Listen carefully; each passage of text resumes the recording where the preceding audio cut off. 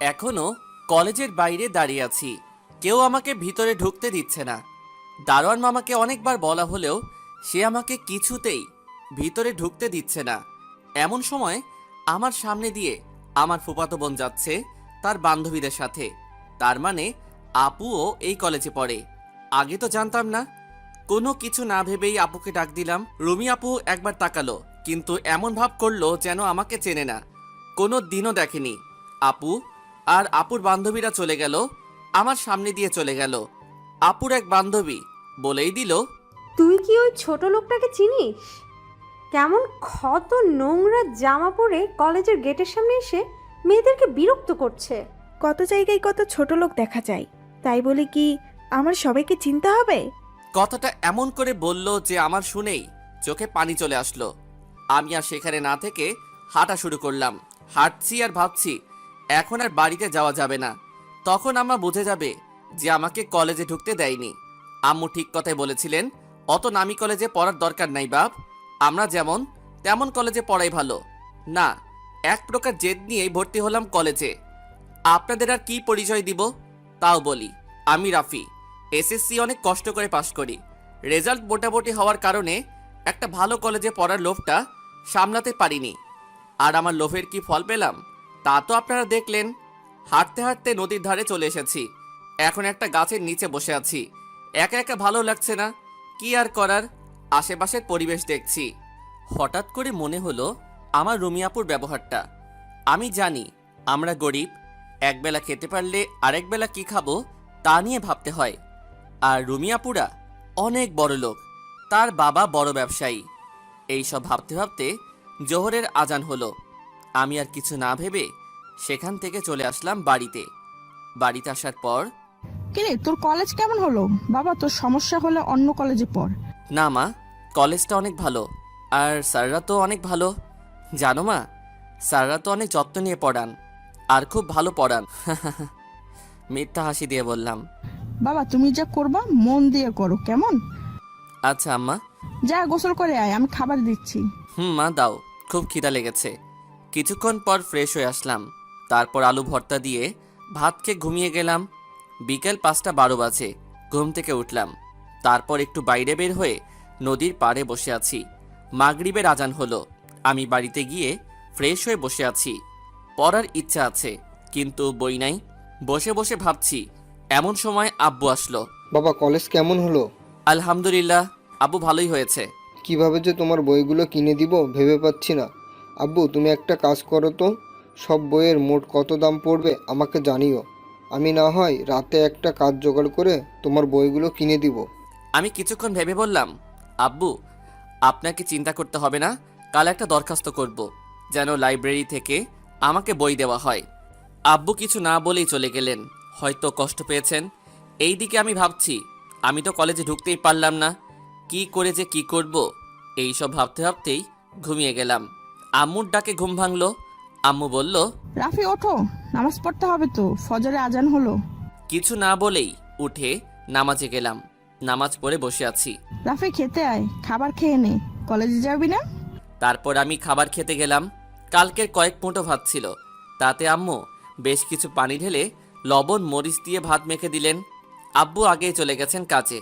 আমি খাওয়া দাওয়া করে আম্মুর সাথে গল্প করে বাড়ি থেকে বের হলাম, কলেজে যাব তাই। হাঁটতে হাঁটতে কলেজে আসলাম। দারোয়ান মামারা আজও আমাকে আটকিয়ে রাখলেন। আমি মনে মনে বললাম, আমাকে কলেজে না ঢুকতে দিলে আমি এখানেই দাঁড়িয়ে থাকব। এমন সময় একটা স্যার যাচ্ছিলেন, আমাদের কাণ্ড দেখে দাঁড়িয়ে গেলেন। কি হয়েছে এখানে? কিছু না স্যার, এই ছোট লোকটা বলছে সে নাকি এই কলেজে পড়ে। তোমাদের সমস্যা কোথায় আর তোমরা হাসছো কেন? স্যার আর কিছু না বলেই আমাকে সাথে নিয়েই ভেতরে গেলেন আর বললেন, তুমি তোমার ক্লাস খুঁজে ক্লাসে যাও, আমার একটু কাজ আছে। এই বলেই স্যার চলে গেলেন। আমি আমার ক্লাস খুঁজে পেলাম। ক্লাসে প্রবেশ করি, দেখি সবাই আমার দিকে তাকিয়ে আছে। মনে হচ্ছে আমি কোনো চিড়িয়াখানার পশু। না হয় আমি ক্লাসে প্রবেশ করে ভুল করে ফেলেছি। আমি আর কিছু না ভেবে সামনের বেঞ্চ ফাঁকা ছিল, তাই সেখানে বসে গেলাম। সবাই অবাক হয়ে আমার দিকে তাকিয়ে আছে, আর আমি তাকিয়ে আছি ঘড়ির দিকে। ঠিক 8 মিনিট পর একদল ছেলে ঢুকছে। সেটা দেখে ক্লাসে যারা ছিল সবাই দাঁড়িয়ে গেল। এটা দেখে আমিও দাঁড়িয়ে গেলাম।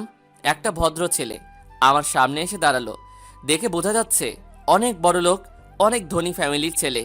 আমি কিছু না ভেবেই তাকে সালাম দিলাম, আসসালামু আলাইকুম ভাই। একটা চর মেরে বলল, কুত্তার বাচ্চা, ছোট লোক, তুই কে আর তুই এখানে বসলি কেন? জানিস না আমি এখানে বসি?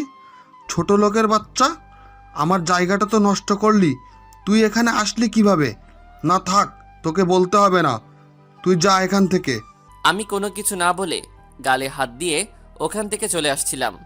তখন ছেলেটা, ছোট লোকের বাচ্চা, কালু আমার সামনে যেন তোকে আর না দেখি, তাহলে কিন্তু তোকে আমি খুন করে ফেলবো, বলে দিলাম। আমি কিছু না বলেই শুধু মাথা নাড়ালাম। তারপর শেষের একটা বেঞ্চে গিয়ে বসতে যাব, তখন দেখি একটা মেয়ে আমার দিকে তাকিয়ে আছে। আপনি কি কিছু বলবেন? ওই ছোট লোকের বাচ্চা, তোর তো সাহস কম না, তুই আমার সাথে কথা বলতে এসেছিস? তারপর আরও কটু কথা বলল। আমি শুধু শুনে যাচ্ছি, একটা কথা বলতে পারলাম না। এমন সময় স্যার আসলেন, সবাই সবার জায়গায় বসলো। আমি দাঁড়িয়ে আছি। স্যার আমাকে দেখে বলল, এই ছেলে এদিকে আয়। আমি গেলাম। তুই এখানে কেন? আর তোকে এখানে কে ঢুকতে দিল? ভিক্ষে করার জন্য কলেজেও চলে এসেছিস ছোট লোক একটা? যা এই ক্লাস থেকে বের হ। স্যার আমাকে ক্লাস থেকে বের করে দিলেন। আমি বাইরে বের হয়ে দরজায় দাঁড়িয়ে স্যারের ক্লাসটা করছিলাম। এমন সময় প্রিন্সিপাল স্যার আমাদের ক্লাসের সামনে আসলেন। স্যার আমার কাছে এসে বললেন, বাবা তুমি বাইরে কেন? আমি স্যারকে দেখে অবাক। ইনি তাহলে আমাদের কলেজের প্রিন্সিপাল স্যার? আমি চুপ করে আছি। প্রিন্সিপাল স্যার বলল, চলো ক্লাসে। আমি স্যারের পিছে পিছে গেলাম। স্যার আমাকে বসতে বলে কিছু কথা বলে চলে গেলেন।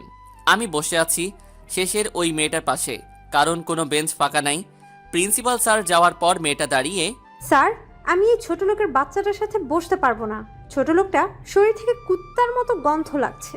এটা শুনে ক্লাসের সবাই হাসতে লাগলো, আর আমার লজ্জাতে চোখে পানি চলে আসলো। আমি দাঁড়িয়ে দাঁড়িয়ে সেই দিন সব ক্লাস করে যাচ্ছি, আর সব স্যারগুলোর মুখে একই কথা, ছোট লোক আর কালু। সেই দিন ক্লাস করে বের হচ্ছি, এমন সময় প্রিন্সিপাল স্যারের সাথে আমার দেখা। আমি স্যারকে আমার সব সমস্যার কথা বললাম।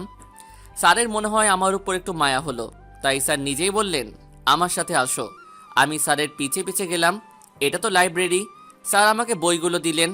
আমি অনেক খুশি, তাই বইগুলো নিয়ে তাড়াতাড়ি করে বাইরে যাচ্ছিলাম। এমন সময় কিছু একটার সাথে ধাক্কা খেলাম। তাকিয়ে দেখি রুমি আপু পড়ে আছে। আমি কিছু না ভেবেই আপুকে উঠাতে গেলাম তার হাত ধরে। আপু বলল, কুত্তার বাচ্চা, তোর এত বড় সাহস!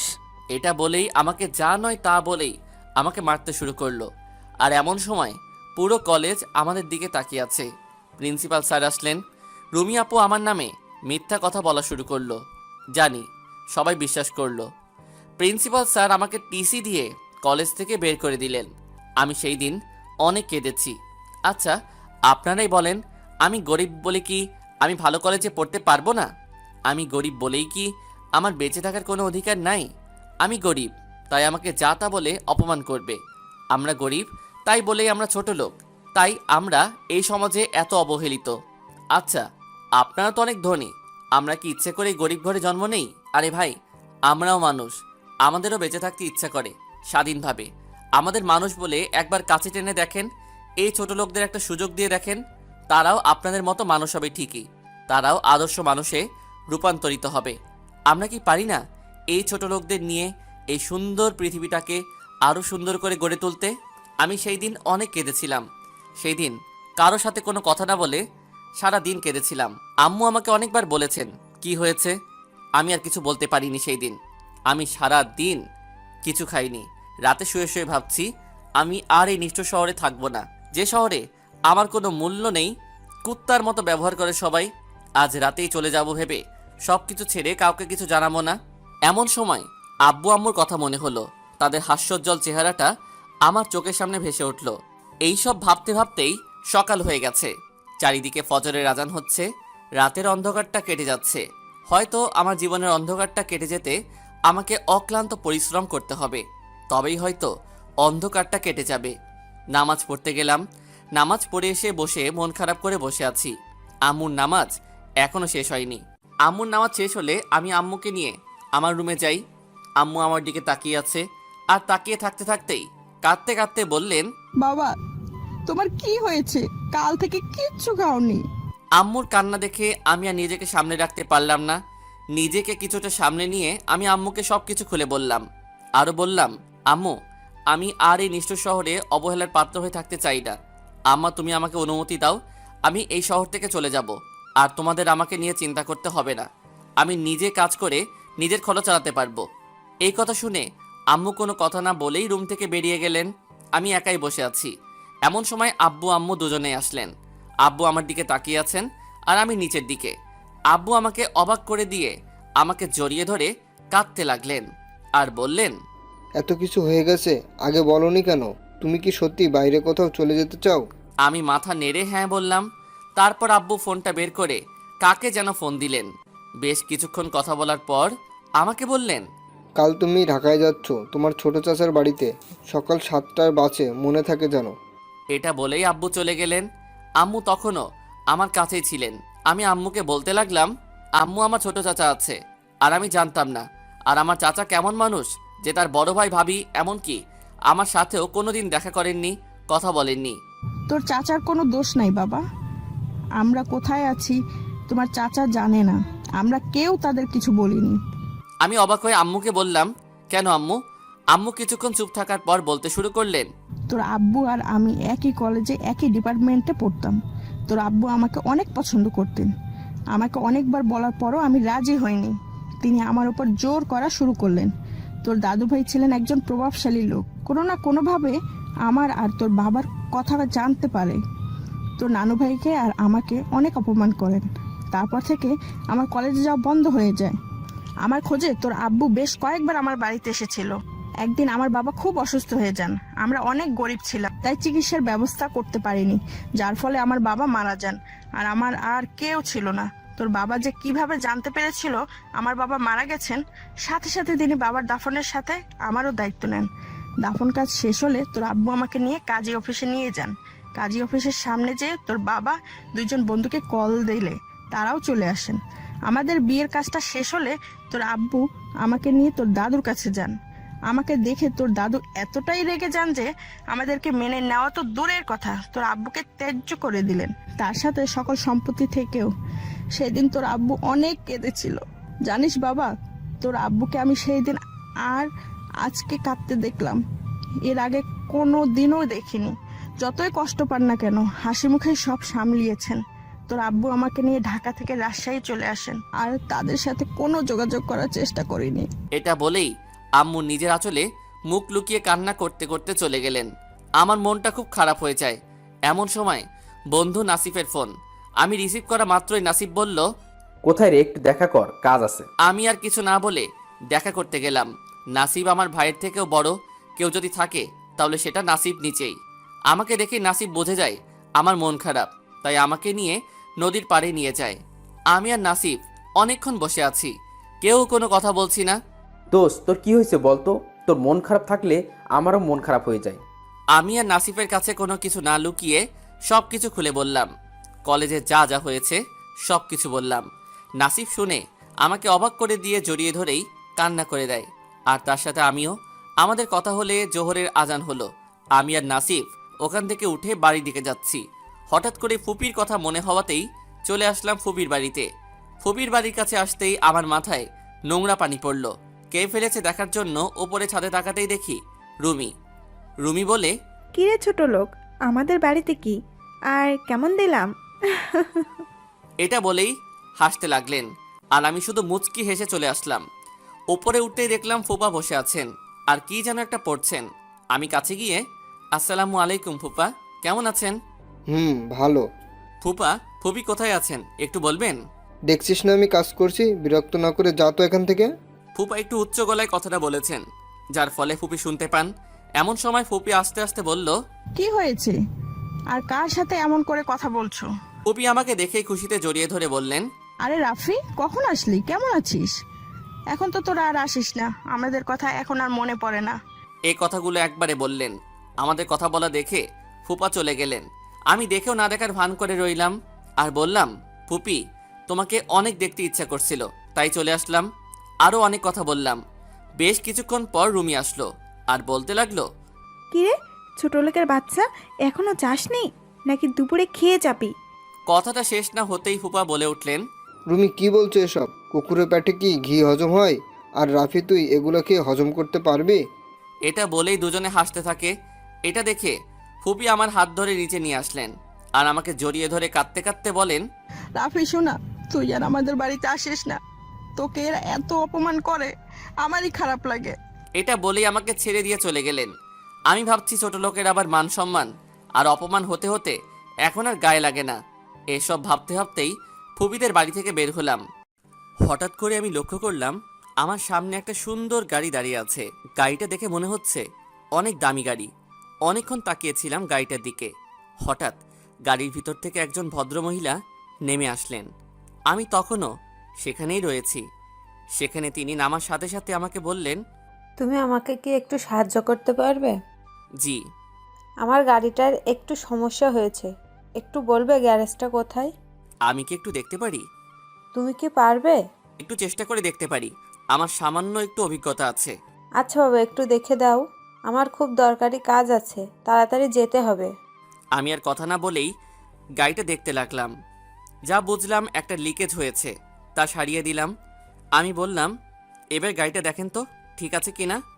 মহিলা গাড়িতে উঠলেন আর গাড়িটা স্টার্ট দিলেন। গাড়িটা চালু হলো। তিনি নেমে আসলেন আমার কাছে। বাবা, এই টাকাগুলো রাখো, তোমার কাজে লাগবে।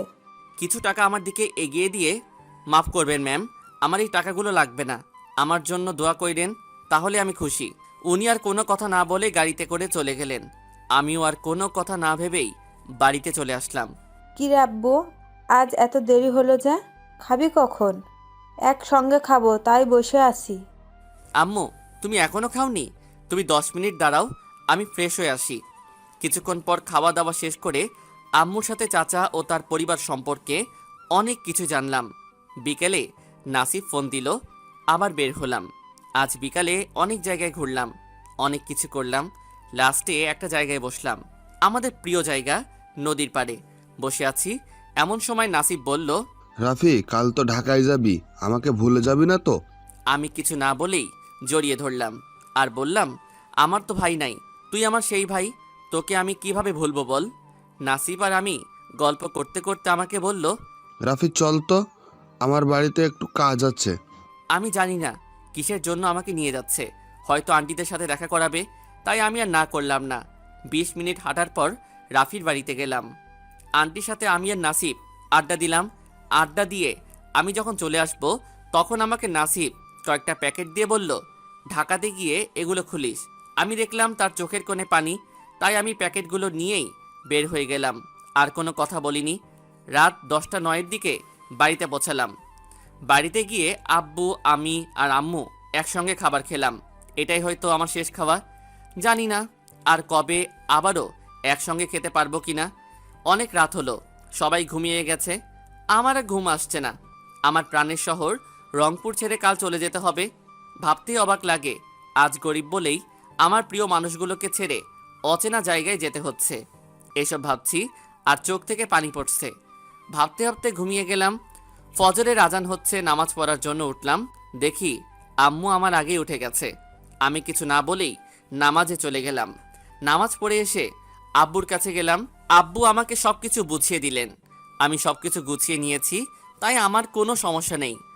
আব্বু সব কিছু বুঝিয়ে দিলেন, ওখানে কোনো প্রকার কষ্ট হবে না। তোর চাচা একটা মাটির মানুষ। কথা বলতে বলতেই আম্মু আমার জন্য খিচুড়ি রান্না করে নিয়ে আসলেন। আমি আর আব্বু খেয়ে নিলাম। এখন সকাল 6টা বাজে, আর 1 ঘন্টা পরেই আমার বাস, চলে যেতে হবে আমাকে। আমি গোসল করে রেডি হতে যাব, তখন আব্বু আমাকে একটা শার্ট ও একটা প্যান্ট দিলেন আর বললেন, এগুলো পরে আয়, আমি বাইরে আছি। আমি 10 মিনিটের মধ্যে রেডি হয়ে বের হয়ে দেখি আমার ভাই নাসিব বাইরে আব্বুর সাথে কথা বলছে। আমি আম্মুর থেকে বিদায় নিতে যাব, এমন সময় আম্মু কান্না করে দিলেন। আম্মু, তুমি কান্না করলে আমি কিভাবে যাব? তুমি আমার জন্য দোয়া করো আর আমার জন্য একদম চিন্তা করো না। আমি তো প্রতিদিন তোমার সাথে ফোনে কথা বলবো। রাফি, দেরি হয়ে যাচ্ছে তো, আসো। জি আব্বু। আমি, আব্বু আর নাসিব বাস স্ট্যান্ডে আসলাম, আর 15 মিনিট পর আমাদের বাস ছাড়বে। আমি আব্বুকে জড়িয়ে ধরে কান্না করে দিলাম। আব্বু, আপনাদের ছেড়ে আমাকে চলে যেতে হবে, এটা আমি স্বপ্নে ভাবতে পারি না। আমার জন্য দোয়া করবেন আপনি, আমি যেন আপনার নাম উজ্জ্বল করতে পারি। তুমি আমাদের নিয়ে চিন্তা করো না, নিজের খেয়াল রেখো। আমি যাওয়ার সময় নাসিবকে জড়িয়ে ধরে চলে আসলাম। আমার সিট জানালার পাশে, বাস ছেড়ে দিচ্ছে। আমি মাথা বের করে দেখলাম নাসিব কান্না করছে। আমি তাদের বিদায় দিলাম। বাস আপন মনে চলছে। আমি বাইরে তাকিয়ে আছি আর নীরবে চোখের পানি ঝরাচ্ছি। সত্যি খুব কষ্ট লাগছে আমার, কেন যেন ঘুম ঘুম লাগছে। তাই কিছুক্ষণের মধ্যেই ঘুমিয়ে গেলাম। হঠাৎ করে মনে হচ্ছে কেউ আমাকে ডাকছে, তাই তাকিয়ে দেখলাম একটা মেয়ে। কিছু বলবেন? কিছু মনে না করলে আমাকে কি আপনার সিটটা দেওয়া যাবে? আমার একটু সমস্যা আছে তো। আমি আর কিছু না বলেই সরে গেলাম। তারপর আবার একটা ঘুম। 2 ঘন্টা যাওয়ার পর একটা খাবারের বিরতি দেওয়া হলো। আমি উঠে দেখি আমার পাশের মেয়েটা নেই। হঠাৎ করে লক্ষ্য করলাম মেয়েটা আসলো, এসে বলল, একটু সরেন, আমি আমার সিটে যাব। মেয়েটা এমন ভান করলো যে সিটটা তার নিজেরই। আমি বিরক্তি একটা ভাব নিয়ে বললাম, সিটটা চাওয়ার সময় কত মিষ্টিভাবে বললেন, আর এখন? আমার যা ইচ্ছা তাই করব, আপনাকে কেন বলতে হবে? আমি কোনো কথাই বললাম না। বাসটা চলতে শুরু করলো। আমি আর কোনো কথাই বললাম না। আমার খুব খিদে লেগেছে, তাই আমি আমার ব্যাগটা খুঁজতে লাগলাম। কিছু আছে নাকি আশা করি কিছুই থাকবে না, কারণ আমি তো কিছুই নেইনি। খুঁজতে খুঁজতে পেয়ে গেলাম আমার ব্যাগে একটা টিফিন বাটি। বাটিটা খুলে দেখলাম খিচুড়ি আছে। আমি খাওয়ার জন্য পানির বোতল খুঁজতে লাগলাম, কিন্তু পাচ্ছি না। হঠাৎ আমার সামনে একটা বোতল দেখতে পেলাম। আমি দেখলাম আমার পাশের মেয়েটা দিল আর বলল, আমি আপনাকে এমনি এমনি বোতলটা দিচ্ছি না, আমারও খিদা লাগছে। আমি আপনার খাবার থেকে একটু ভাগ বসাবো তো, তাই। মেয়ে তো নয়, মনে হয় রাক্ষসী। আমি উপায় না পেয়ে মাথা নাড়ালাম। তারপর আমি ওই মেয়েকে কিছু খাবার দিলাম আর আমি খেলাম। খাওয়া শেষ করলাম। মেয়েটাকে ধন্যবাদ দিয়ে আবার ঘুমানোর প্রস্তুতি নিচ্ছি, কারণ জানালার ধারে হলে হয়তো বাইরের দৃশ্য দেখতে পারতাম। এমন সময় মেয়েটা বলল, আমি ঈশিতা, আপনার নাম কি? আমার নাম রাফি, আমার বাড়ি রংপুরে। আপনার সাথে পরিচিত হয়ে ভালো লাগলো। আপনার কিন্তু একটু বেশিই ভাব। কিছু বললেন আমাকে? আরে না, কিছু না। আপনার নামটা কিন্তু সুন্দর। ধন্যবাদ। এইভাবে আরো অনেক কথা হলো। আসলে এই মেয়েটা অনেক ভালোই। কথা বলতে বলতে কখন যে ঢাকায় চলে আসলাম বুঝতেই পারিনি। বাস থেকে নেমে গেলাম, কিন্তু ঈশিতাকে দেখলাম না। মনে হয় চলে গেছে। আমি তো ঢাকার কিছুই চিনি না, তাই বাস স্ট্যান্ডে বসে আছি। এমন সময় আব্বু ফোন দিল। আমি ফোনটা ধরলাম। আসসালামু আলাইকুম আব্বু, আমি এখনই বাস থেকে নামলাম। তোর চাচা ওইখানেই আছেন, ফোন দে। জি আচ্ছা আব্বু। আব্বুর সাথে কথা বলে আমি ফোনটা দিলাম ছোট চাচাকে। ফোন ধরলো চাচা। হ্যাঁ রাফি, তুমি কোথায়? আমি তো বসে আছি, কালো শার্ট প্যান্ট পরে। আপনি কোথায়? তুমি কি কালো শার্ট আর কালো প্যান্ট পরে আসো? আর তোমার হাতে লাল কালারের ব্যাগ আছে? জি চাচা। আমি দেখতে পাইছি। চাচা আসলো। চাচা আমাকে দেখেই বলল, রাফি, তোমার আব্বু কেমন আছেন? ভাইজানকে কতদিন দেখিনি, ভাবি কেমন আছেন? জি ভালো আছেন। আপনি কেমন আছেন? আমি ভালোই আছি। তুমি কিন্তু তোমার আব্বুর মতোই হয়েছো। আমি আর চাচা একটা গাড়িতে উঠলাম। গাড়ি চলতে লাগলো। চাচার গাড়ি চলছে, আমি গাড়ি জানালা দিয়ে বাইরে তাকিয়ে আছি। কত বড় বড় দালান কোঠা, কত সুন্দর সুন্দর। এই ঢাকাতে না আসলে জানতেই পারতাম না আমাদের বাংলাদেশেও এত বড় বড় দালান কোঠা আছে। এইসব দেখতে দেখতে আমাদের গাড়ি থামলো। চাচা আমাকে বলল গাড়ি থেকে নামতে। আমি গাড়ি থেকে নেমেই অবাক, এটা কিভাবে বাড়ি হতে পারে? এটা তো একটা রাজপ্রাসাদ। আমি বাইরে থেকেই দেখে অবাক হয়ে গেলাম। এত সুন্দর আর এত বড় বাড়ি আমি দেখিনি। চাচা আমাকে ভিতরে নিয়ে গেলেন। আমি ভিতরে গিয়ে দেখে তো আরও বেশি অবাক। সোনার রঙে সাজানো তাদের বাড়ি, একটা রাজমহলকেও এটা হার মানায়। চাচা আমাকে বলল যে, চলো তোমার রুমটা দেখিয়ে দেই। আমি মাথা নেড়ে ইশারায় সম্মতি দিলাম। চাচা আগে যাচ্ছেন আর আমি তার পিছনে যেতে যেতে আমি বাড়িটা সব কিছু দেখতে দেখতে চাচাকে হারিয়ে ফেললাম। তাই আমি অন্য কোথাও না গিয়ে ওখানেই দাঁড়িয়ে রইলাম। এমন সময় এক ভদ্রমহিলা, মহিলা বললে ভুল হবে, কারণ একটা যুবতী কন্যা দেখতে খুবই সুন্দর, একদম রাজকন্যা। আমি যেন সারা বছর পার করে দিতে পারবো তার দিকে অপলক দৃষ্টিতে তাকিয়ে। আমি অপলক দৃষ্টিতেই তাকিয়ে আছি তার দুটো সরল চোখে। হঠাৎ করে আমার গাল ব্যথা করতে শুরু করলো। আমি বোঝার চেষ্টা করতে লাগলাম কি হয়েছে আমার। অবশেষে মেয়েটার কথাই বুঝতে পারলাম আমার গালে একটা থাপ্পড় দিয়েছে। আমি কিছু না বলেই নিচের দিকে তাকিয়ে আছি, আর মেয়েটা বলা শুরু করলো, ওই তুই কে রে? এমন খ্যাত হনুমানের মতো দেখতে, মাথায় আবার তেলও দিস। তোরে এখানে কে ঢুকতে দিল? আমার কথা না শুনেই দারোয়ানকে ডাকতে লাগলো। তার চেঁচামেচিতে চাচা নিচে আসলো। আমি মাথা নিচুই করে আছি, কোনো কথা বলছি না। কি রে কাউয়া বিড়াল, কথাও বলতে জানিস না দেখছি। তোর মতো ছোট লোকদের কেন যে আমাদের বাড়িতে দেখতে হয়? তোর সাহস কি করে হয় আমাদের বাড়িতে এইভাবে ঘুরে বেড়ানোর? এটা বলেই আনিশার গায়ে যত জোর ছিল তত জোর দিয়েই আমাকে একটা থাপ্পড় মারলো। থাপ্পড়টা এত জোরে ছিল যে আমার ঠোঁট কেটে রক্ত বের হয়ে গেছে। আমার চোখেও কি কারণে পানি চলে এসেছে, মাথাটা ঝিমঝিম করছে, তাই আমি সেখানেই বসে গেলাম। এমন সময় চাচা এসে তার একমাত্র আদরের রাজকন্যাকে একটা থাপ্পড় দেয় আর বলে, এই ছেলেটা কে তুমি জানো? যাও ওর কাছে ক্ষমা চাও। আমি কোনো মানুষরূপী কোনো পশুর কাছে ক্ষমা চাইতে পারবো না। আনিশা এটা বলেই কান্না করতে করতে চলে গেল। আমি পরিস্থিতি স্বাভাবিক করার জন্য বললাম, চাচা আমার রুমটা একটু দেখিয়ে দিবেন। চলো। চাচা আমাকে রুম দেখিয়ে দিয়ে বললেন, জানো রাফি, এটা তোমার আব্বুর ঘর। আমি যত্ন করে রেখেছি এই ঘরটাকে। আমি আমার ভাইজানকে অনেক ভালোবাসি। থাক সেই কথা, তুমি ফ্রেশ হয়ে আসো, আমরা একসাথে লাঞ্চ করব। আমারও খুব খিদা লেগেছে, তাই হ্যাঁ বলে দিলাম। আমি ফ্রেশ হতে যাব। এমন সময় চাচা আমার হাত ধরে বললেন, বাবা তুমি তোমার বোনটাকে মাফ করে দাও। ও এমনই, কিন্তু বন্ধু হয়ে গেলে বুঝতে পারবে যে এটা সেই আগের আনিশা না। আর ওর ব্যবহারের জন্য আমি তোমার কাছে ক্ষমা চাইছি। ছোট মানুষ, না জেনেই ভুল করেছে। তুমি বাবা ওর উপর রাগ করে থেকো না। আব্বু ঠিকই বলেছিল, তার ভাই মাটির মানুষ। চাচা আপনি আমাকে সত্যি এইবার লজ্জায় ফেললেন। আমি কিছু মনে করিনি, আর আমারও একটা ভুল হয়েছিল। চাচা আমার খুব খিদা লেগেছে, আপনি খাবারের ব্যবস্থা করেন, আমি ফ্রেশ হয়ে আসছি। চাচা চলে গেলেন। ওইদিকে আনিশা, ওই ছোট লোকটার জন্য আজ বাবা আমার গায়ে হাত তুলেছেন। বাবা আমাকে কোনোদিনও বকা দেননি।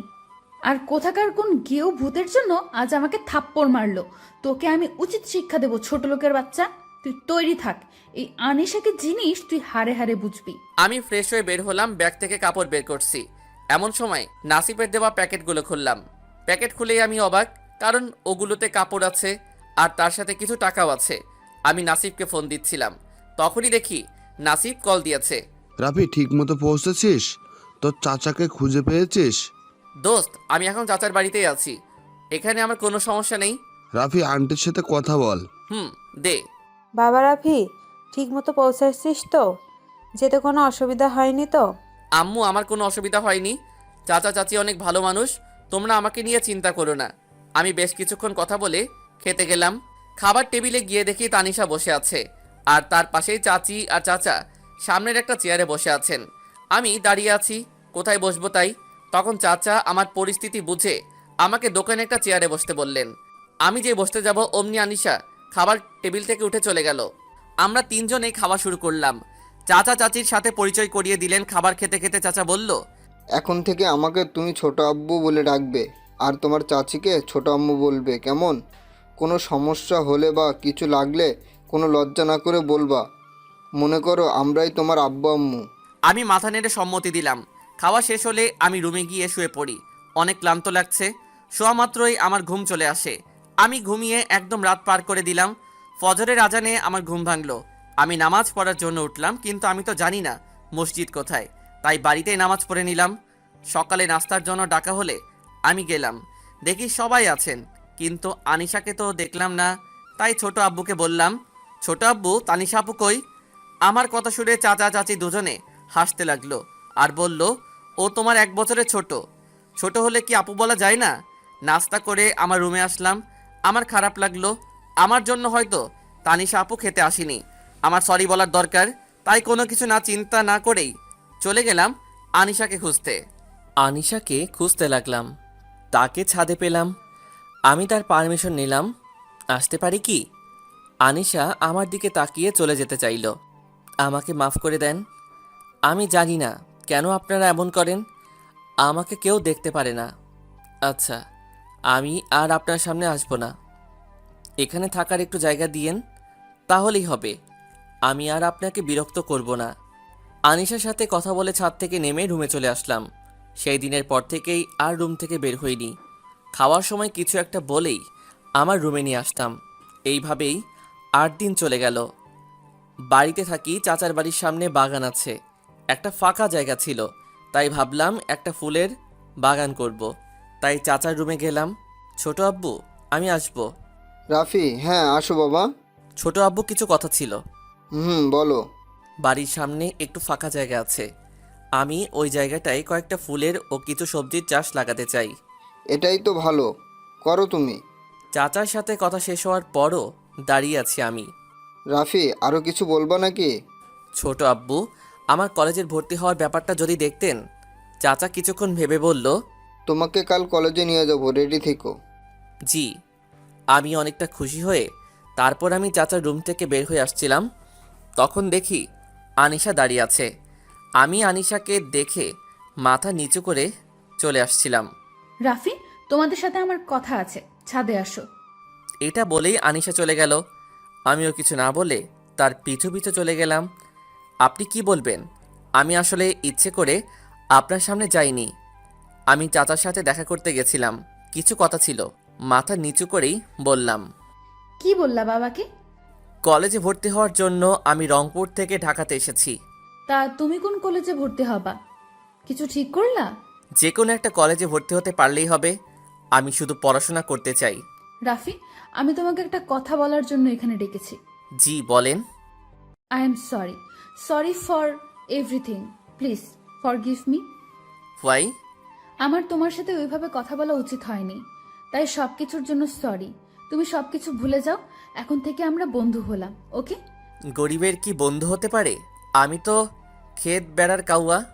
কেন হতে পারে না? গরিবরা কি মানুষ হয় না, নাকি তারা ইচ্ছে করেই গরিব হয়? সবাই তো আল্লাহর সৃষ্টি। আনিশার কথাটা আমার সত্যি অনেক ভালো লাগলো। তাকে বিশ্বাস করতে ইচ্ছে করছে। সে প্রমাণ করলো সবাই এক হয় না। আমি হ্যাঁ বলে দিলাম। তারপর আমি রুমে চলে আসলাম। আনিশা আমাকে তার সাথে কথা বলার জন্য বলেছিল, কিন্তু আমার মাথা ধরেছিল, তাই চলে আসলাম। রুমে এসে দেখি নাসিব কল করেছে। আমি কলটা রিসিভ করলাম, তার সাথে অনেক কথা বললাম। তারপর ফ্রেশ হয়ে সময় দেখলাম, এখন রাত 8:37 বাজে। তাই ভাবলাম একটু ঘুরে আসি ছাদ থেকে। যেই ভাবা সেই কাজ, তাই আমি ছাদে আসছিলাম। হঠাৎ আমার কানে ভেসে আসলো একটা আওয়াজ। কণ্ঠটা আনিশার। কথাটা ঠিক এমন ছিল, তোরা শুধু দেখ ওই কুত্তার বাচ্চার আমি কি অবস্থা করি। আমি মনে করলাম এটা হয়তো এমনি কাউকে বলছে। আমি ছাদের এক কোণায় দাঁড়িয়ে আছি। তানিশা আমার পাশে এসে দাঁড়ালো আর বলল, তা কি মনে করে এখানে আসা হলো শুনি? আসলে ঘরে থাকতে ভালো লাগছিল না, তাই আসলাম। আপনার সমস্যা হলে বলেন, আমি এখান থেকে চলে যাচ্ছি। কথাটা বলেই আমি হাঁটা শুরু করলাম। পিছন থেকে আনিশা আমার হাতটা ধরে বলল, সমস্যা তো আমার একটা আছে, তবে তুমি আমাকে আপনি করে বলছো কেন? আমাকে এখনো ক্ষমা করতে পারোনি, তাই না? না না আপু, ছি, আপনি এমন কথা কেন বলছেন? আমার কি সে ক্ষমতা আছে? আমি কারো উপর কখনো রেগে থাকি না। তাহলে এখন থেকে আমাকে আর আপনি করে বলবে না, তুমি করে বলবে, কেমন? এরপর যদি আর একবার আপু বা আপনি করে বলো, গলা টিপে মেরে ফেলবো। আমি মাথা নেড়ে সম্মতি দিলাম। তারপর আমি আর আনিশা অনেক কথা বললাম। তারপর একসাথে খেতে গেলাম। চাচা চাচি আমাদের একসাথে দেখে খুশি হলেন। আজ সবাই একসাথে রাতের খাবার শেষ করে যার যার রুমে গেলাম। আমি রুমে এসে আব্বু আম্মুর সাথে কথা বলে ঘুমাতে যাব, এমন সময় আনিশার কথাগুলো আমার মনে হতে লাগলো। সত্যি আনিশা অনেক ভালো, আর ভালো হবেই না কেন? আমার চাচা চাচি যে এত ভালো, ভাবতে ভাবতে কখন ঘুমিয়ে গেছি ঠিক নেই। সকালে কারো ডাকে ঘুম ভাঙলো। চোখ মেলে দেখি আনিশা। আমি মনে হয় স্বপ্ন দেখছি, তাই আবার ঘুমিয়ে গেলাম। হঠাৎ মনে হলো টিনের চাল দিয়ে পানি পড়ছে, তাই আমি তাড়াতাড়ি উঠে হাতের কাছে যা ছিল তা বিছানার উপর রাখলাম। আরে, আমি তো ভুলেই গেছি আমি চাচার বাড়িতে আছি। এখানে তো বৃষ্টি পড়ার কথা না। সামনে তাকিয়ে দেখি আনিশা জগ হাতে দাঁড়িয়ে আছে। আমি লজ্জা মাখা কণ্ঠে বললাম, এই সব তোমার কাজ? আনিশা হাসতে হাসতে শেষ। তার হাসিটা যে এত সুন্দর তা বলে বোঝাতে পারবো না। আমি এক দৃষ্টিতে তার দিকে তাকিয়ে আছি। আনিশা বিষয়টা বুঝতে পেরে বলল, তুমি রেডি হয়ে নিচে আসো, নাস্তা করে কলেজে যাব। এটা বলেই আনিশা চলে গেল। অজান্তেই আমারও মুখে হাসি ফুটে উঠল। তারপর নাস্তা করে বেরিয়ে গেলাম কলেজে। আমি আর আনিশা একটা গাড়িতে যাচ্ছি। আনিশা গাড়ি ড্রাইভ করছে। চাচা কাল রাতেই সব ব্যবস্থা করে রেখেছেন। আনিশা আমাকে নিয়ে কলেজের খানিকটা দূরে নামাই দিয়ে বলল, একটা রিক্সা করে আসো। আমিও তাই করলাম। তারপর প্রিন্সিপালের রুমে গিয়ে আমার পরিচয় দিলাম। তিনি আমার চাচাকে ফোন দিয়ে আমার ভর্তি কনফার্ম করলেন। সেই দিন ক্লাস করে আবার একই জায়গাতে আনিশার সাথে দেখা। সে আমাকে দেখেই বলল গাড়িতে আসতে। আমিও গাড়িতে উঠলাম। তারপর সকালের ঘটনাটা জানতে চাইলাম। তাই সে বলল একটা ফ্রেন্ডকে নাকি নিতে যাওয়া লাগে। আমাদের বেশ ভালোই বন্ধুত্ব হয়ে যায়। আর আমি প্রতিদিন এক জায়গাতে নামতাম আর উঠতাম কলেজের পথে। এইভাবে কয়েক মাস পার হয়ে গেল। আমাদের পরীক্ষার রেজাল্ট দিল। আমি ফার্স্ট ক্লাসে পাশ করেছি আর আনিশা কোনো রকম পাশ করে, যার ফলে চাচা একটু রাগ হয় আর আনিশাকে বকা দেয়। এতে আনিশার রাগ আমার উপর আরও বেড়ে যায়। তার মধ্যে প্রতিশোধের আগুন জ্বলে ওঠে। তারপর সে ভাবতে থাকে কিভাবে আমার উপর তার প্রতিশোধ নিবে। আনিশা রেগে তার রুমে চলে যায় আর ভাবতে থাকে কিভাবে আমাকে অপমান করে আমাকে বাড়ি থেকে বের করে দেওয়া যায়। আনিশা আর সেই দিন তার রুম থেকে একটুর জন্যও বের হলো না। সেদিন কোনো রকম কেটে গেল। আনিশা সারাদিন সারা রাত ভেবে একটা বুদ্ধি বের করলো আর তার সেই বুদ্ধিতে মাঠে নেমে পড়ল। সকালে ঘুম থেকে উঠে দেখলাম আমার রুমের সামনে চাচা দাঁড়িয়ে আছে। আমি তাড়াতাড়ি উঠে চাচার কাছে গেলাম। চাচা বলল, তুমি কি আজ কলেজে যাবা? চাচা আমার না শরীরটা খারাপ করছে, তাই ভাবছি আজ কলেজে যাব না। চাচা আমার কাছে এসে কপালে হাত দিয়ে বলল, তোমার তো অনেক জ্বর এসেছে। চাচা তেমন কিছু না, একটু পরেই ঠিক হয়ে যাবে। এমনটা আমার মাঝে মাঝে হয়। ও, চাচা আপনি কি কিছু বলবেন? তুমি কি আনিশাকে একটু পড়াতে পারবে? ও তো পরীক্ষায় ভালো রেজাল্ট করতে পারছে না, তাই ভাবলাম তুমি যদি একটু গাইড করতা। আচ্ছা চাচা, আমি পড়াবো। আপনি এখন খুশি তো? আমি অনেক খুশি হয়েছি। আর তুমি যদি পারো তাহলে কাল থেকে পড়াতে শুরু করে দাও, কেমন? জি আচ্ছা। আমি একটু ফ্রেশ হয়ে নিচে গেলাম আমার হাতে তৈরি করা বাগানটাই। সেখানে গিয়ে গাছে পানি দিলাম। তারপর রুমে গিয়ে একটা কাজ করছিলাম। এমন সময় আনিশা আসলো। রাফি, তোমাদের সাথে আমার কথা আছে। বলো। এখানে বলা যাবে না, আমার সাথে তোমাকে যাওয়া লাগবে। তুমি এখন রেডি হয়ে আসো, তোমাকে নিয়ে একটা জায়গায় যাব। কিন্তু কোনো কিন্তু না, তোমাকে যেতেই হবে। আনিশা, তুমি আমাকে কয়েক মিনিট সময় দাও।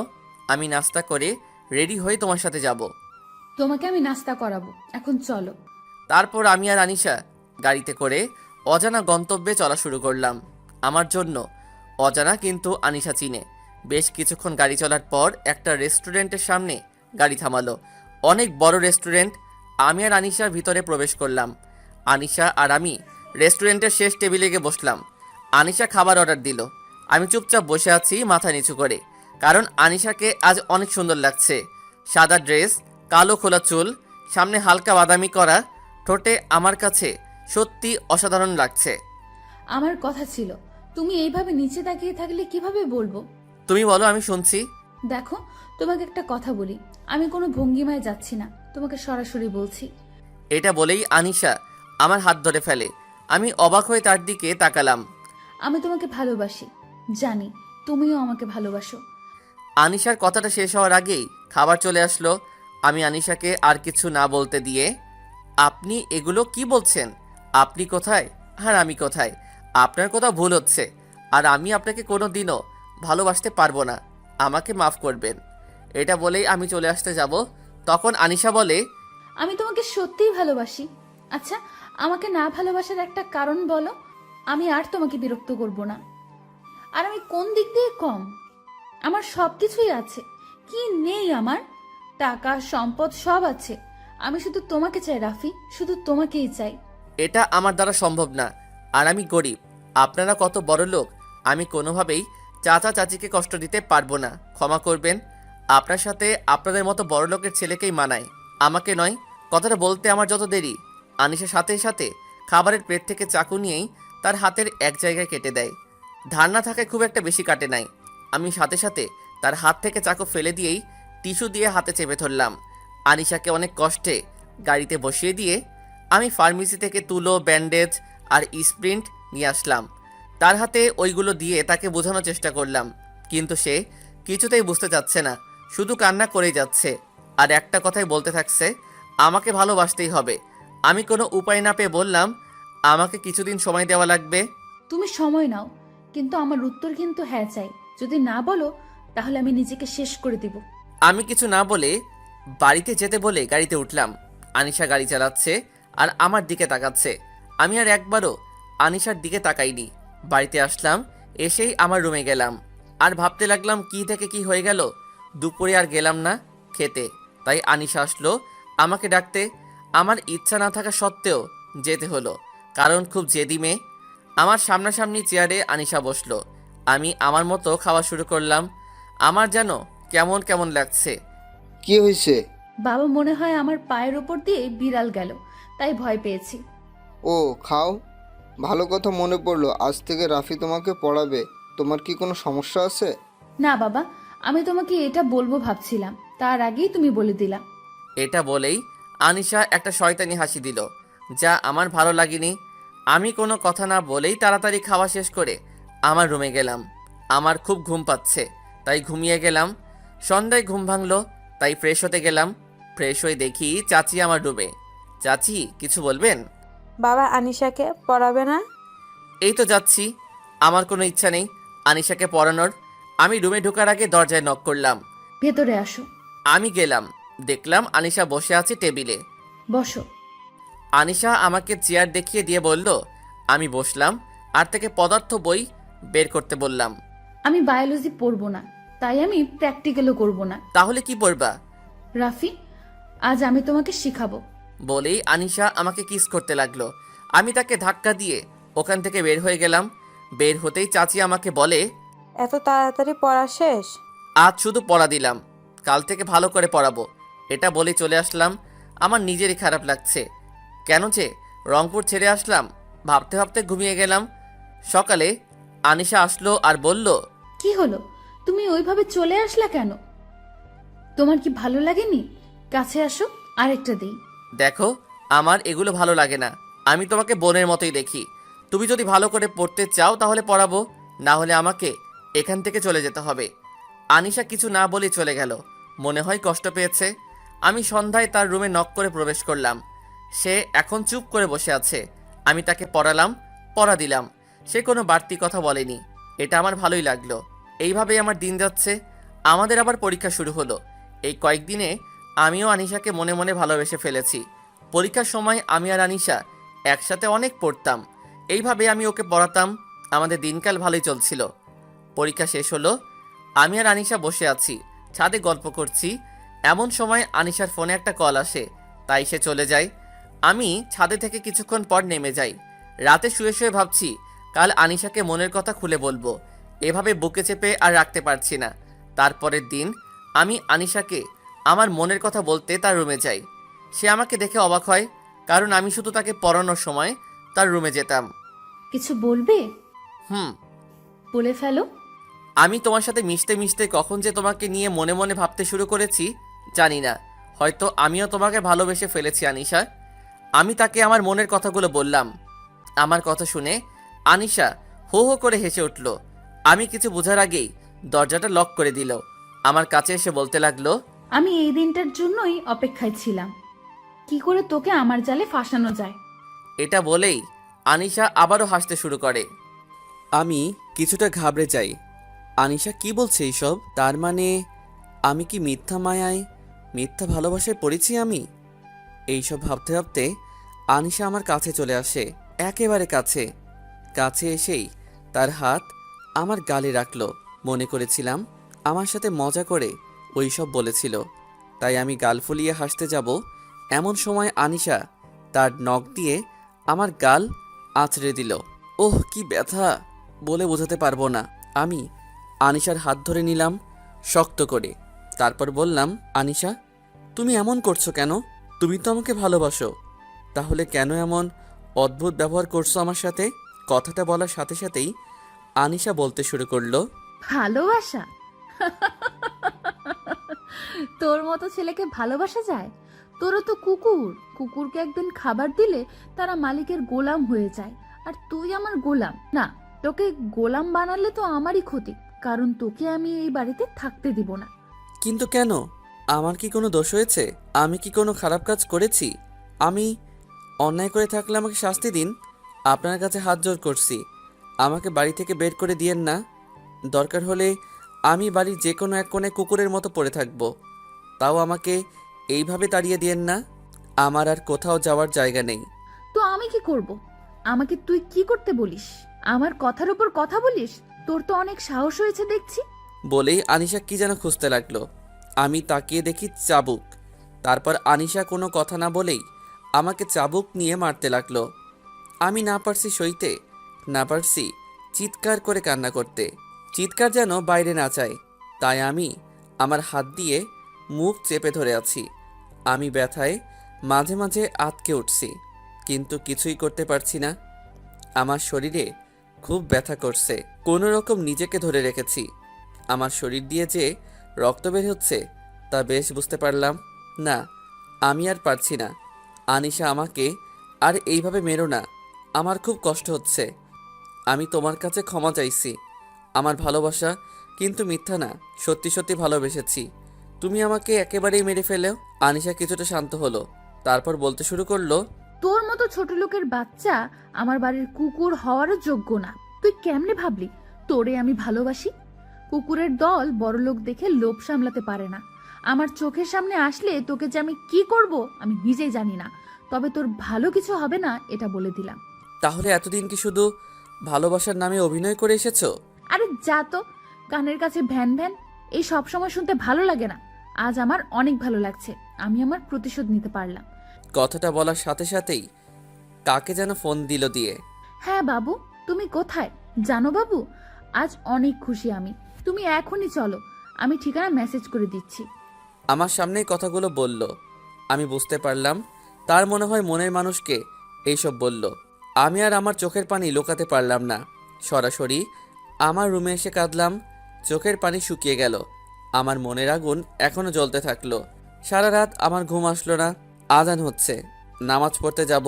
অজু করে বের হয়ে দেখি আনিশা রুমে এখনো আলো জ্বলছে।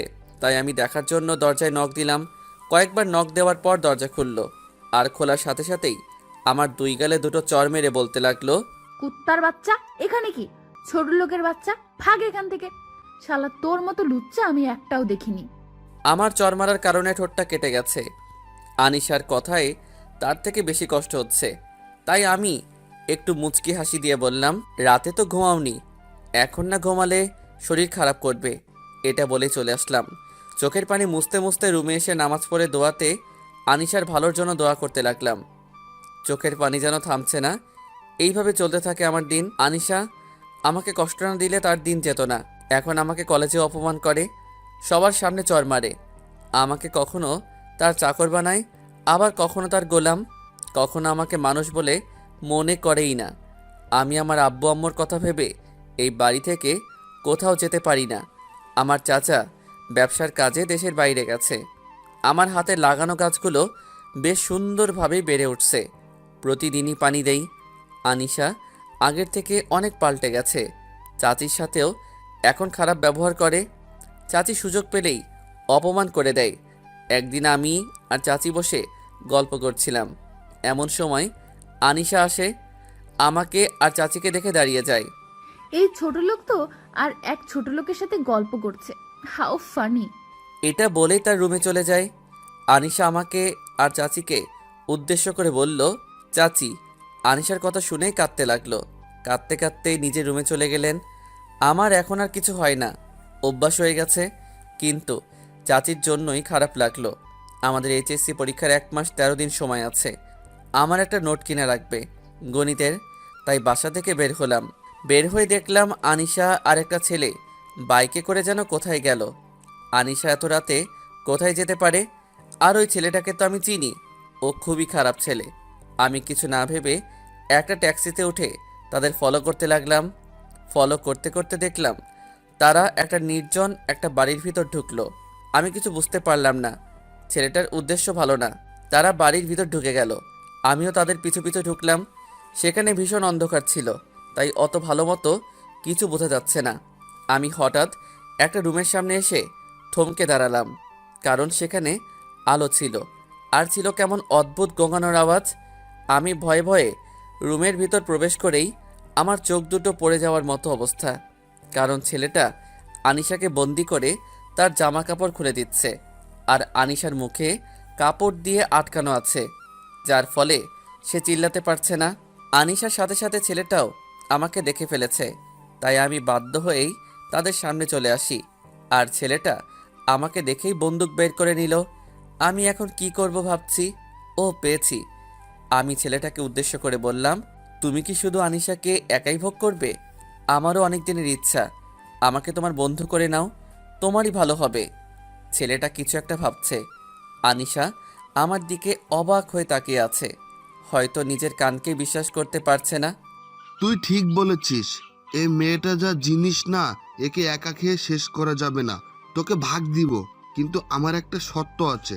কি শর্ত? তাকে একটা থাপ্পড় মার, শালির কি তেজ, আর সব তেজ গুঁড়ো করে দেব। আমার খারাপ লাগলেও কিছু করতে পারছি না, তাই তার কথায় একটা থাপ্পড় মারি। এতে আনিশারও কিছু করার নেই। আমি তাকে থাপ্পড় মেরে দিলাম। বিশ্বাস করেন, আমার অনেক কষ্ট হয়েছে। মনে হচ্ছে আমার বুক ফেটে হার্ট বের হয়ে যাচ্ছে। আমি ছেলেটাকে বললাম, আমরা এখন একটু মজা করি, আছে নাকি ওইসব? আরে আছে, আমার বাড়ি এখানে, সব আছে। এটা বলেই পাশের রুমে গেল, আর আমি তখন ওর পিছু গেলাম। আর ও রুমে যাওয়া মাত্রই আমি ওকে বাইরে থেকে লক করে দেই। ছেলেটাকে আটকে দিয়ে আমি সাথে সাথেই পুলিশকে ফোন দিয়ে জানিয়ে দিলাম। আনিশার কাছে গিয়ে দেখি ও হতাশ হয়ে গেছে। আমি সাথে সাথেই ওকে বাঁধন থেকে মুক্ত করে আমি ওকে নিয়ে বাড়িতে চলে আসি। ওকে মনে হয় এমন কিছু খাওয়ানো হয়েছে যার কারণে ও কেমন যেন করছে। আমি আর আনিশা কোনো মতে বাড়িতে পৌঁছালাম। তারপর বাড়িতে গিয়েই দেখি চাচি বসে আছে। আনিশার এমন অবস্থা দেখে বলে, কি হয়েছে?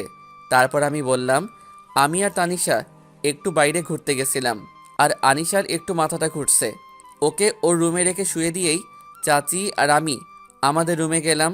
সকালে কারো চিৎকারে আমার ঘুম ভেঙে গেল। তাকিয়ে দেখি আনিশা আর চাচি আমার রুমের সামনে। তাই আমি তাড়াতাড়ি উঠে গেলাম। দরজার কাছে যেতেই চাচি আমাকে ঠাস করে একটা চড় বসিয়ে দিল। গাল অনেক ব্যথা করছে। আমি কিছু বুঝতে পারলাম না, তাই অবাক হয়ে তাদের দিকে চেয়ে আছি। একবার তানিশার দিকে চেয়ে আছি, আবার চাচির দিকে। এমন সময় চাচি আমার কলার ধরে বলতে লাগলেন, তোকে আমি কত বিশ্বাস করে আমার এই বাড়িতে থাকতে দিলাম, আর তুই আমার বিশ্বাসের এমন মূল্য দিবি? আমি ভাবিনি কোনো দিনও। তুই আমার সব বিশ্বাস নষ্ট করলি। তোকে কত ভালোবেসেছিলাম, তোকে কোনো দিনও আমার অন্য চোখে দেখিনি। আর তুই কি করলি? আমার মেয়েটার সর্বনাশ করলি। আমি চাচির কথা শুনে আকাশ থেকে পড়লাম। উনি কি বলছেন এগুলো? আমি আবার আনিশার সাথে কি করলাম? আনিশাকে তো অসম্মানের হাত থেকে আমি বাঁচালাম। তাহলে কি আনিশা আমাকে মিথ্যা অপবাদ দিয়ে বাড়ি থেকে বের করে দেওয়ার জন্য এসব করছে? চাচি আমাকে বাড়ির বাইরে বের করে দিলেন। আমি কোথায় যাব? আমার তো কেউ নেই এই অচেনা জায়গায়। আর আমার মনে হয় চাচি হয়তো এমনি আমার উপর রাগ করে আছে, তাই হয়তো এমনটা করছে। রাগ কমে গেলে আবার আমাকে বাড়ির ভিতরে নিবে, তাই আমি বাড়ির গেটের সামনে দাঁড়িয়ে আছি। সকালে নাস্তাও হয়নি। আজ মনে হচ্ছে রোদের তাপ অন্য দিনের থেকে বেশি। অনেকক্ষণ হলো দাঁড়িয়ে আছি, না কেউ আসছে না। তাই ভাবলাম একটু দেখে আসি ভিতরে কিছু হচ্ছে নাকি। যেই ভাবা সেই কাজ, বাড়ির ভিতরে ঢুকলাম। ঢুকতেই আনিশা আমাকে দেখে তার হাতে গ্লাস ছিল, আর সেটা আমার দিকে ছুঁড়ে দিল। আমি কিছু বোঝার আগেই আমার কপালে লেগে আমার কপাল কেটে গেল, আর সাথে সাথেই রক্তে আমার জামা পুরো লাল করে দিল। আমি অবাক দৃষ্টিতে আনিশার দিকে তাকিয়ে আছি, কারণ এই সেই মেয়ে যে আমাকে এত ভালোবাসতো। আমি না খেলে সেই খেত না। আমি রাতে ঘুমালে মাঝে মাঝে আমার বুকে মাথা রেখে ঘুমাতো, আর আমার একটু কষ্ট দেখতে পারতো না। আমার জ্বর আসলে সারা রাত আমার পাশে থাকতো, মাঝে মাঝে ঘুরতে নিয়ে যেত। এইসব ভাবছি তখন আনিশা, আম্মু দেখো, এই ছোট লোকের বাচ্চাটা আবার এসেছে। ছোট লোকের সাহস দেখো আম্মু, আমার এত বড় ক্ষতি করো আমার সামনে কেমন করে তাকিয়ে আছে। কুত্তার বাচ্চাকে বাড়ি থেকে বের করে দাও। আনিশার কথা শুনে চাচি আসলো, আর আমার মনটা ভেঙে গেল। দয়া করে আমাদের তো এখন একা থাকতে দে। আমাদের তো যা সর্বনাশ করার করে দিয়েছিস, এখন আর আমাদের কষ্ট দিস না। তুই আমাদের চোখের সামনে থেকে যা। তোর মতো ছোট লোক আর নিচু মনের মানুষকে আমরা দেখতে চাই না। কিন্তু চাচি, আমার অপরাধটা, এটা বলার সাথে সাথে চাচি আমার গালে থাপ্পড় বসিয়ে দিল। আমি অবাক হয়ে চাচির দিকে তাকিয়ে আছি। এবার সত্যি কষ্টে আমার বুকটা ফেটে গেল। আমি আর আমার চোখের পানিটা ধরে রাখতে পারলাম না। আমি কাঁদতে কাঁদতে চাচির পা ধরে বলতে লাগলাম, চাচি, আপনারা ছাড়া আমার আর কে আছে বলুন? আমি তো এই শহরের কিছুই চিনি না। আর আমি সত্যি অসহায়ের মতো হয়ে যাব। আমি আনিশার কোনো সর্বনাশ করিনি, তবুও আপনারা না হয় আর 2টা মাস আমাকে থাকার সুযোগ দেন। কথা দিচ্ছি আমার পরীক্ষাটা শেষ হলেই চলে যাব। আমাকে থাকতে দেন, সারাদিনে না হয় একবেলা খেতে দিবেন, আমাকে বাড়ি থেকে বের করে দিয়েন না। আমি শেষ পর্যন্ত আনিশার পাও ধরলাম, কিন্তু আমাকে থাকতে দিল না। আর এইদিকে আমাকে তাদের বাড়ি থেকে বের করে দিল একটা কুকুরের মতো। আরে ভাই, আমার দোষ কি জানেন? আমরা গরিব, আমরা ছোট লোক। আরও একটা দোষ, মানুষের ভালো করতে নেই, যদি করেন তাহলে তার ফল আপনাকে পেতেই হবে। তাই আমিও পেলাম। আমার কি দোষ ছিল? আমি এখন কার কাছে যাব? কি করব? আমার যে মা বাবার স্বপ্নটা পূরণ করতে হবেই, এইসব ভাবছি আর হাঁটছি। এমন সময় একটা বড় গাছের নিচে আসলাম, সেখানে হেলান দিয়ে বসলাম, আর সাথে সাথেই বৃষ্টি শুরু হয়ে যায়। আজ অনেক কষ্ট হচ্ছে, নিজের ভালোবাসার মানুষটাও আমাকে বিশ্বাস করতে পারল না। সেদিন খুব ভিজলাম, রাতে বৃষ্টি থামলো, কিন্তু আমার জ্বরটা থামলো না, কারণ সারা দিন না খেয়ে আছি, তার উপর আবার কপাল ফেটে গেছে। কোনো রকম সকাল হলো, পকেটে হাত দিয়ে দেখি মোবাইল নাই, তাই নিজের মান সম্মান বাদ দিয়ে মোবাইলটা আনতে আনিশার বাড়িতে গেলাম। আনিশার বাড়িতে গিয়ে দেখলাম দারোয়ান চাচা দাঁড়িয়ে আছে। আমাকে দেখেই আমার কাছে আসলো। আমি চাচাকে সালাম দিয়ে আমার ফোনটা আনার জন্য বললাম। বেশ কিছুক্ষণ পর চাচা আসলো। আমি মোবাইল ফোনটা নিয়ে হাঁটা ধরলাম। চাচা ডাক দিল, বাবা দাঁড়াও। আমি পিছনে তাকিয়ে দেখলাম চাচা নিজেই আমার কাছে এসে আমাকে কিছু টাকা দিলেন। অনেক না করার পরও আমাকে জোর করে দিলেন। আমি টাকাগুলো নিয়ে আসলাম। আমি টাকা দিয়ে কিছু কিনে খেলাম। আমার গন্তব্য এখন ওই বড় গাছটার নিচে। আমি হাঁটছি, দূর থেকে মনে হচ্ছে ওটা আনিশা। আমি দাঁড়িয়ে গেলাম। হ্যাঁ, ওটা আনিশাই। আনুষা ক্লিনিকের সামনে দাঁড়িয়ে আছে। কেন, কিছু হয়েছে নাকি আনিশার? একটু কি দেখা করে আসবো নাকি? না থাক, কি মনে করবে। কিন্তু আনিশা এখানে কি করছে? আনিশার সামনে একজন মহিলা দাঁড়ালো, তার মুখ দেখতে পারছি না, তাও মনে হলো ওটা চাচি হবে। চাচি আর আনিশা গাড়িতে উঠে চলে গেল। আমি কৌতূহল বশত ক্লিনিকের ভিতরে গেলাম। সেখানে একজন ডাক্তারকে পরিচিত লাগছে, কোথায় যেন দেখেছি, মনে পড়ছে না। হ্যাঁ, মনে পড়েছে, এটা তো আনিশাদের ফ্যামিলি ডাক্তার। আমার ভালোই হলো, আমি সহজেই জানতে পারবো, আর ওনার সাথে আমার সম্পর্কটাও ভালো। আমি আর কোনো কিছু না ভেবেই চলে গেলাম ডাক্তার আঙ্কেলের কাছে। আমি সামনে এগোতে লাগলাম। ডাক্তার আঙ্কেল আমাকে দেখেই, আরে রাফি, কেমন আছো? তা কি মনে করে আমার এখানে? আসলে আঙ্কেল, আমার একটা খুব জরুরি কাজ আছে। তা তোমাকে কিভাবে সাহায্য করতে পারি? আঙ্কেল, আপনিই পারবেন আমাকে সাহায্য করতে। আচ্ছা বলো, কি জানতে চাও? আমি দেখলাম আনিশা আর চাচি আসছিল আপনার কাছে। চাচি কি অসুস্থ, নাকি অন্য কোনো কারণে আসছিল আপনার কাছে, নাকি আনিশার কিছু হয়েছে? আঙ্কেল, কিছু হয়েছে কি? আসলে বাবা, কি বলবো তোমাকে, আর কিভাবেই বলবো সেটা বুঝতে পারছি না। আঙ্কেল, হিয়ালি না করে আমাকে সব কিছু বলেন। আসলে আনিশা মনে করছে তার সাথে কেউ জোর জবরদস্তি করছে, আর তার সতীত্ব নাকি নষ্ট হয়েছে, আর সেটা নাকি তুমি আর তোমার বন্ধু মিলে করছো। আমি এই কথা শুনে মাথা নিচু করে আছি আর ভাবছি আমি কি করলাম, আর আনিশা কি বলল। আমি আর কোনো কথা না বলেই সেখান থেকে চলে আসলাম। আমার মাথায় কিছুই ঢুকছে না, কি থেকে কি হয়ে গেল। আমি আবারও গাছের নিচে গিয়ে বসলাম আর ওইসব কথাগুলো ভাবছি। সন্ধ্যা হয়ে গেছে, খুব ক্লান্ত, তাই একটু চোখ বন্ধ করেছিলাম। তখন কেউ আমার কাঁধে হাত দিল। আমি তাকিয়ে দেখি ঈশিতা। আমি তো অবাক হয়ে তাকিয়ে আছি তার দিকে। ও এখানে কি করে? পাঠকদের হয়তো মনে নেই, রংপুর থেকে ঢাকা আসলাম, বাসের পাশের সিটে ঈশিতা। তুমি এখানে কি করো? আর এইভাবে শুয়ে আছো কেন? আর তোমার কপালে কি হয়েছে? এমনি, ও কিছু না। তা কি করো তুমি এখানে? আরে পাগল, আমার বাসার সামনেই তো তুমি আছো। তোমার কি হয়েছে বলো তো? আমাকে বন্ধু ভেবে বলতে পারো। তোমার তোমার চাচার বাসায় ওঠার কথা। কেন যেন ঈশিতাকে বিশ্বাস করতে ইচ্ছে করছে, তাই সব বলে দিলাম। দেখি ঈশিতার চোখে পানি। ঈশিতা আমার হাত ধরে টান দিল। আমি বসা থেকে উঠে দাঁড়ালাম। ঈশিতা আমাকে বলতে লাগলো, এখন তুমি আমার সাথে যাবা। আমি কোথায় যাব? তোমাকে কোনো কথা বলতে হবে না, আর আমার সাথে গেলেই হবে। আমি সত্যি আর নতুন করে অপমানিত হতে পারবো না, আমাকে মাফ করো। ঈশিতা আমাকে জোর করে নিয়ে গেল তার বাড়িতে। তার বাড়ির অবস্থা মোটামুটি মধ্যবিত্ত পরিবার। সে আমাকে তার পরিবারের সাথে আমাকে পরিচয় করে দিল। তার পরিবারের লোকজন খুব ভালো। ঈশিতার কথায় আমাকে তাদের বাড়িতে থাকতে দিলেন। আমি ঈশিতাকে বললাম, ঈশিতা আমার জন্য তোমাদের কষ্ট করা লাগবে না, তোমরা থাকো, আমি যাই। ঈশিতা আমার হাত ধরে বলল, সবাইকে আনিশার মতো মনে করো কেন? বন্ধুর বাড়িতে তো থাকাই যায় নাকি? আমি অনেক চিন্তা ভাবনা করলাম, যেভাবেই হোক আমি পরীক্ষাটা দিব, তাই রাজি হলাম। ঈশিতা আমাকে একটা ঘর দেখিয়ে দিল আর বলল, ফ্রেশ হয়ে আসো। আমি ফ্রেশ হয়ে আসলাম। সবাই একসাথে রাতের খাবার খেলাম। ঈশিতার বাবা নেই, তার আম্মা আর একটা বড় ভাই আছে। উনি ব্যবসার কারণে বেশিরভাগ সময় বাইরে থাকে। ঈশিতা তার ভাইয়ার রুমে আমার থাকার ব্যবস্থা করলো। আনিশাদের ওখান থেকে আসার সময় দারোয়ান চাচার হাতে একটা চিঠি দিয়ে এসেছিলাম আর বলেছিলাম পরীক্ষাটা শেষ হলে যেন আনিশাকে দেওয়া হয়।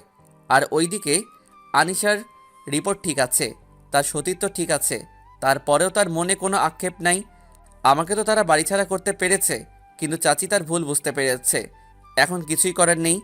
ঈশিতা আর আমি একসাথেই পড়তাম, তাই তার বইগুলো নিয়ে আমি আর ঈশিতা পড়তাম।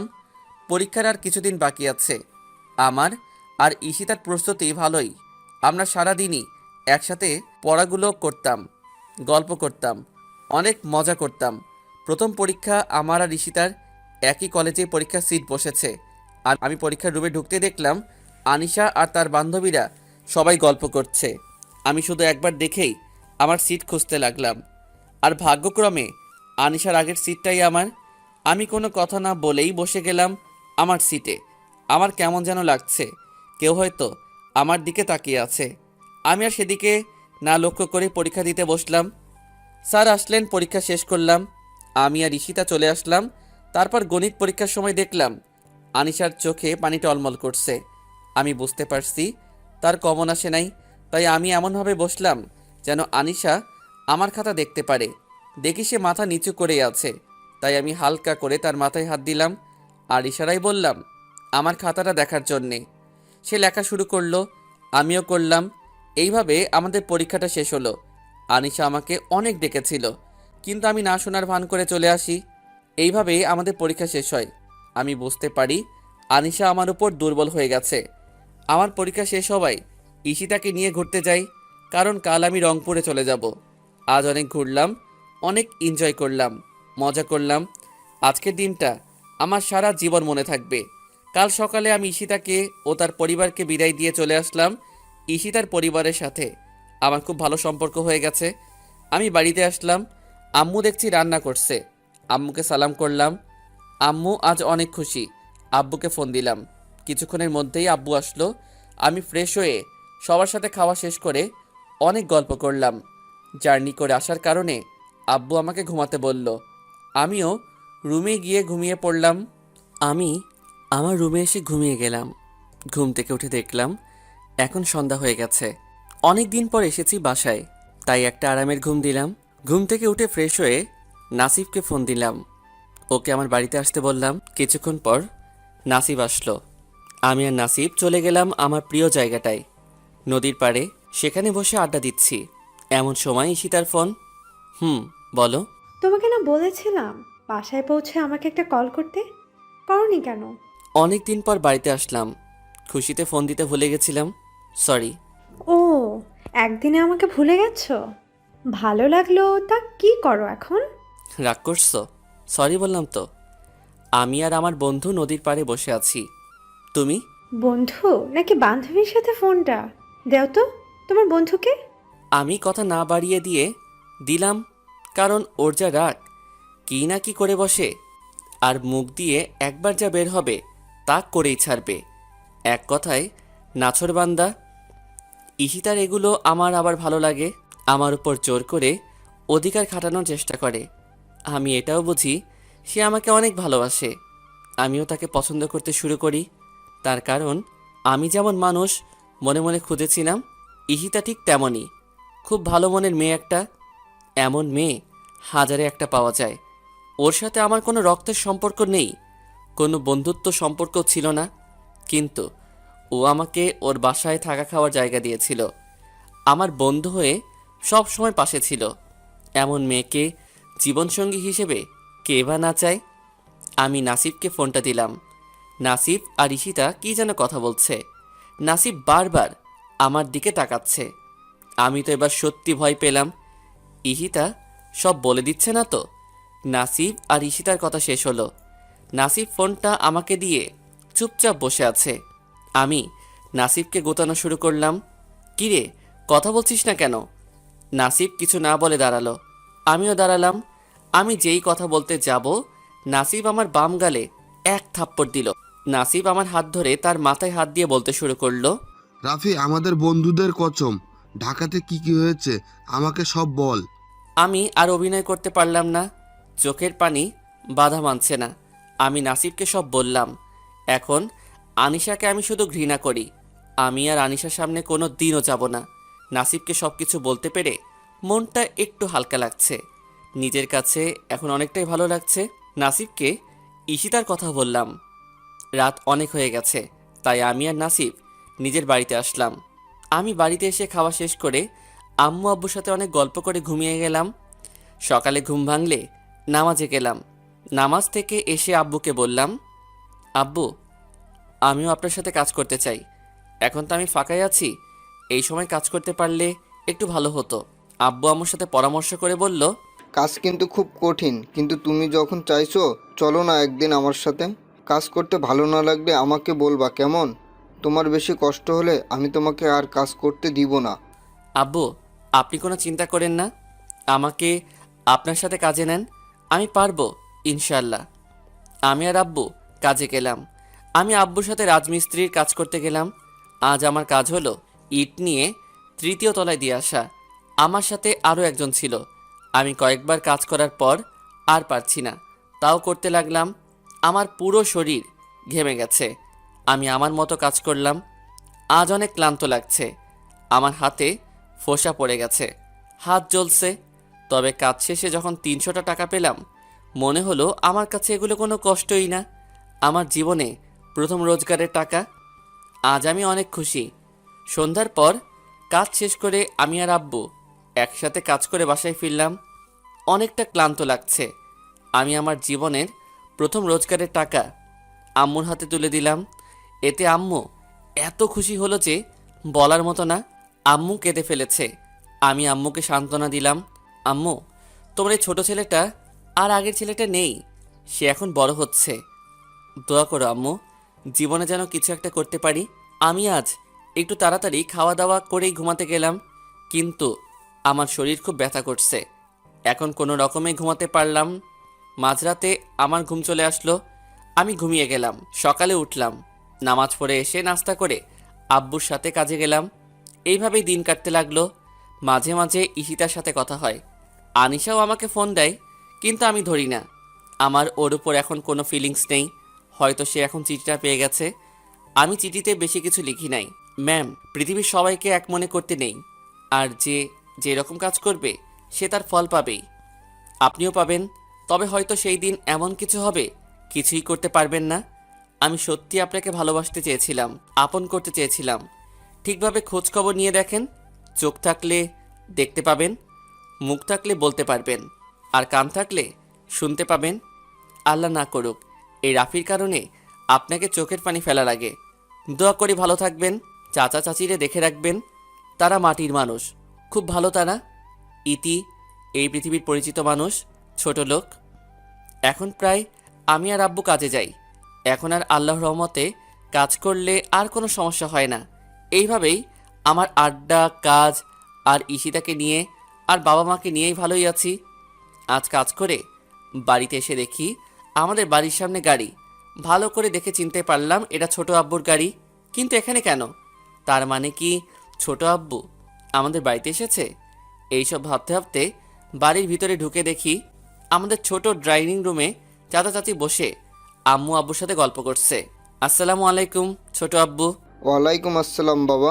রাফি, তোমার এমন অবস্থা কেন? কাজে গেছিলাম, আপনারা গল্প করেন, আমি ফ্রেশ হয়ে আসছি। আমি আমার রুমে ঢুকে তো অবাক, দেখি আনিশা আমার রুমে বসে বসে আমার আঁকা পেন্টিংগুলো দেখছে। আমি কিছু না বলে আমার কাপড় নিয়ে বাথরুমে গিয়ে গোসল করে ফ্রেশ হয়ে বের হলাম। রাফি, কেমন আছো? কুকুর তো সবসময় রাস্তায় থাকে, কুকুর কেমন থাকে তা নিশ্চয়ই আপনার অজানা নয় ম্যাডাম। আমাকে ক্ষমা করে দাও প্লিজ, আমি আমার ভুল বুঝতে পেরেছি। ছোট লোকরা কারো উপর রাগ করে থাকে না। এটা তাদের সামর্থ্যের মধ্যে পড়ে না। এখন আপনি এখান থেকে যান।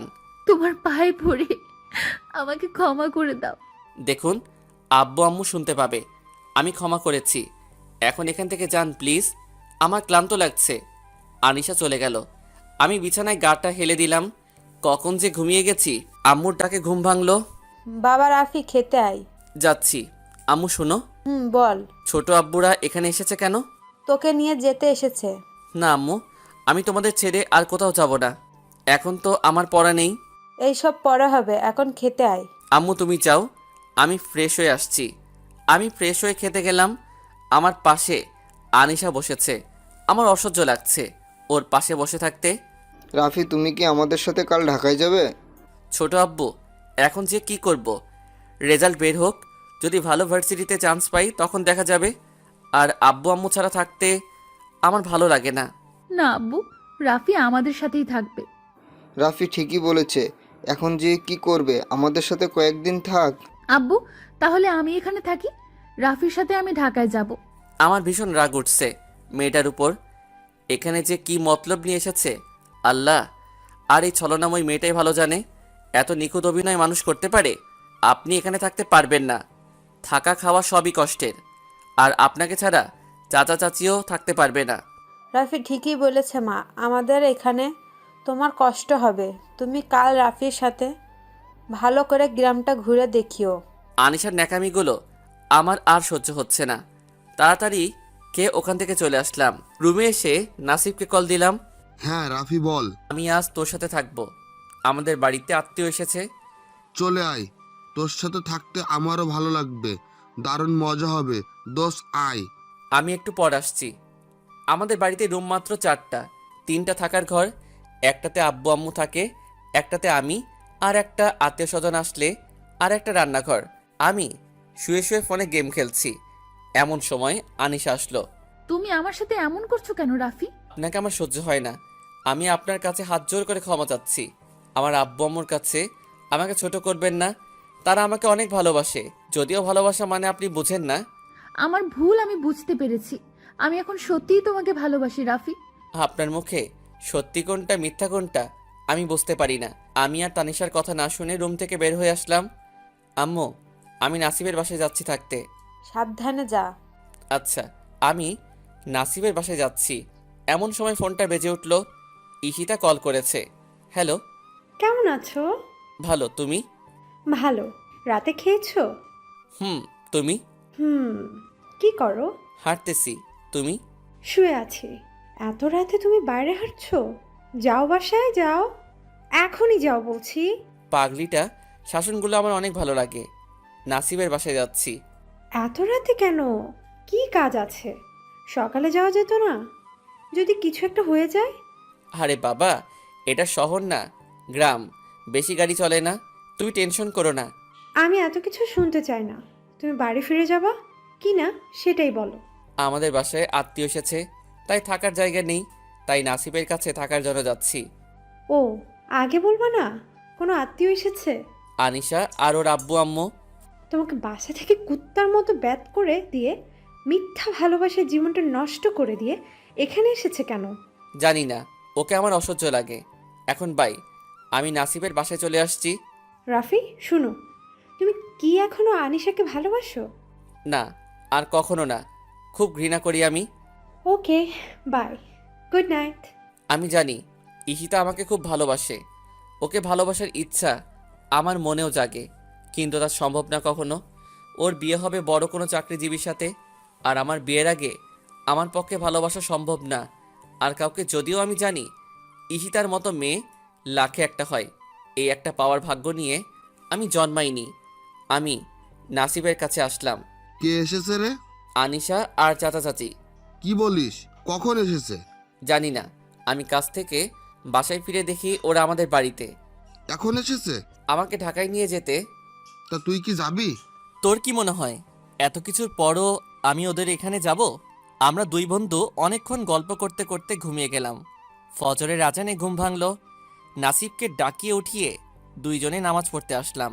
নামাজ পড়ে একটু হাঁটাহাঁটি করে আমি আমার বাসায়, নাসিব ওর বাসায় চলে গেল। আমি বাসায় গিয়ে দেখি আনিশা বাসার সামনে দাঁড়িয়ে আছে। আমি ওকে দেখেও না দেখার ভান করে চলে আসতেছি।